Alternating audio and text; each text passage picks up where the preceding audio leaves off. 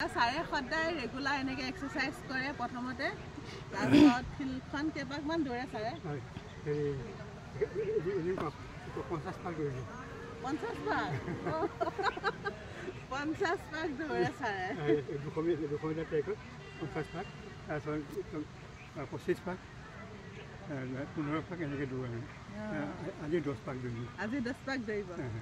ছাৰৰ এতিয়া বয়স কিমান জানেনে 84 বয়সতো ছাৰ ইমান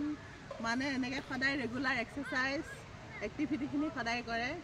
আৰু দৌৰে আগতে আপোনালোকক এদিন দেখুৱাইছিলোঁ মোৰ ভিডিঅ'ত ছাৰৰ ৰাস্তাত লগ কৰিছিলোঁ তেতিয়া আৰু এয়া ছাৰে এতিয়া প্ৰথমতে এক্সাৰচাইজখিনি কৰি ল'ব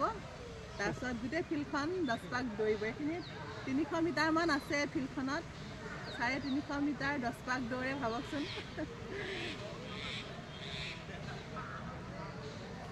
ছাৰৰ চাগে আঁঠু বিষ একো নাই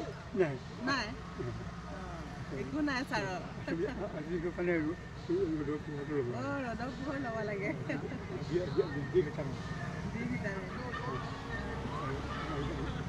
ঠাণ্ডা পানী গা ধুই পেলাই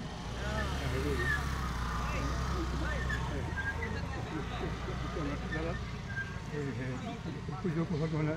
লক্ষ্য হ'ব লাগে ঠাণ্ডা পানী গা ধুই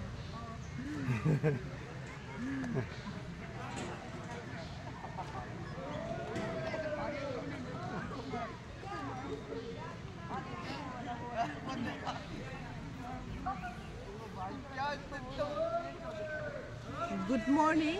আজি মোৰ স্কুলৰ শিক্ষক এয়া অন্ধুৰু ছাৰ তেওঁক লগ পালোঁ তেওঁ সদায় এনেকৈ ৰেগুলাৰ এক্টিভিটিখিনি কৰে দেখুওৱা এইপিনে এয়া আহিছেনে ভালকৈ ছাৰে সদায় এনেকৈ ৰেগুলাৰ এক্সাৰচাইজ কৰে আৰু এই ফিল্ডখনত দৌৰে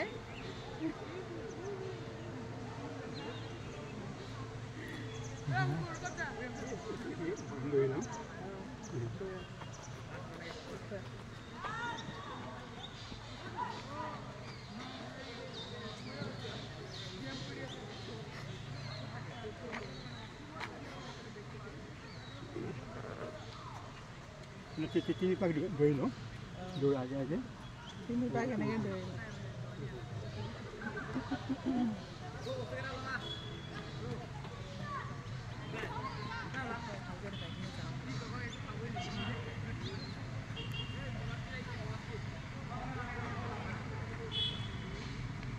ছাৰ ময়ো যাওঁ এতিয়া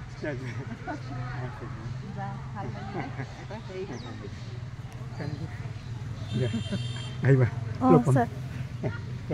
অঁ